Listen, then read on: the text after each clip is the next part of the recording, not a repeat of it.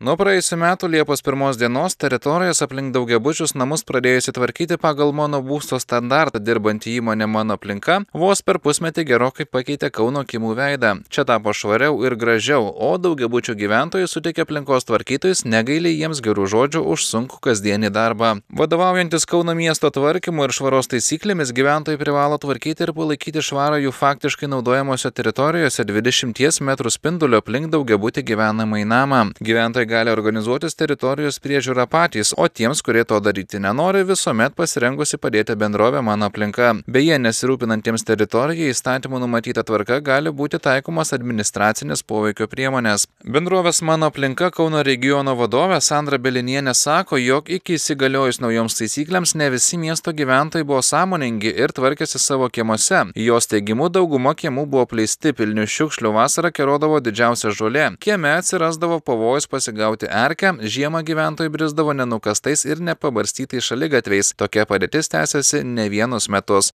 Įmonė Mano aplinka savo veiklą, teritorijų tvarkymą pradėjo nuo praeitų metų Liepos 1 dienos.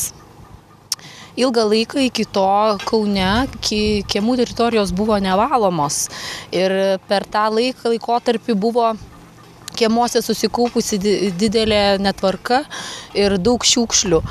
Kiemuose buvo užaugusios tikrai aukštos žolės, kur buvo tikrai didelė tikimybė pasigauti erkę. Žiemą buvo nevalytos gatvės, šaligatviai, nebarstyti, buvo slidu. Mes pradėjome savo veiklą ir turėjome iš pradžių gerokai nemažai pastangų įdėti, kad sutvarkyti ir padaryti jaukesnius ir švaresnius kiemus.